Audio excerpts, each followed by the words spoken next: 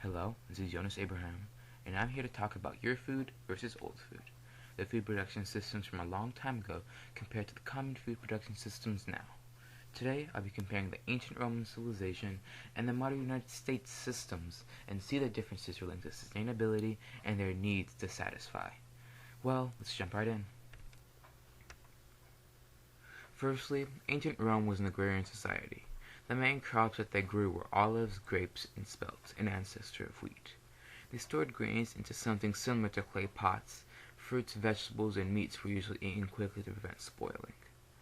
They also got plenty of their food from other places, like grains from northern Africa and spices from India. They used such an agriculturally based system because they were a large population with a massive army. They needed a lot of calories to be able to feed such a mass of people.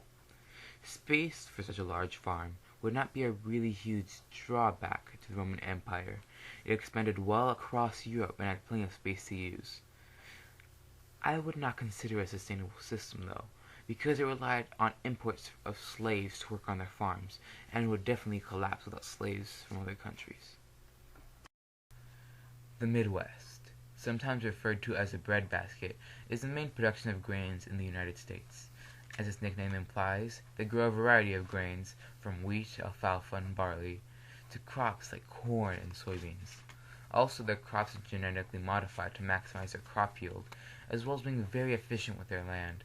In the end, they can nearly double their profits compared to much older models. The reason we have such an insane amount of crops growing in the United States is because they have a huge population of 300 million to feed. Not to mention all the exports we send to other countries. In the end, though, such a model is not sustainable. It does solve the problem of food storage like with the Roman model, but with a monoculture of only one crop for miles, it will limit biodiversity and not be beneficial to the environment. The whole goal of the grow house is to produce, healthy vegetables, to teach people how to produce and grow their own healthy vegetables here in the desert. But it really started as a revitalization effort. So this project was a blighted or just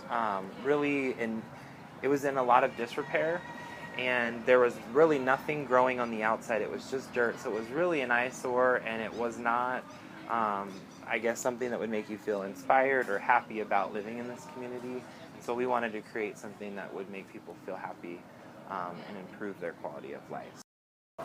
Hadley Farmship is a way for me to make a living, but it's also an experiment in urban agriculture and community building. From planting to distribution. In our food, we rely on the mulching for nutrients, so we don't have to add nutrients. We plant by seed. We use only open air pollinated seeds, not necessarily heirlooms, but all open air pollinated, no hybrids. We're water wise because of the mulching and the flood irrigation.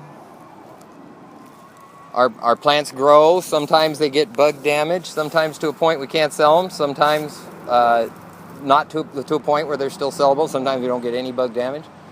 And then on market day, I come out and I take what the garden gives me and I take it down there and I sell it to the people. The two problems I see with the two production systems is, firstly, with Hadley Farmship, is that there is a flea bug infestation with all this lettuce, which is ruining all his crops, which sometimes he can't sell. And with Grow House is that they overuse their water. Even though for them it's the best decision, it's still a waste of water, and it's not the most efficient it could be.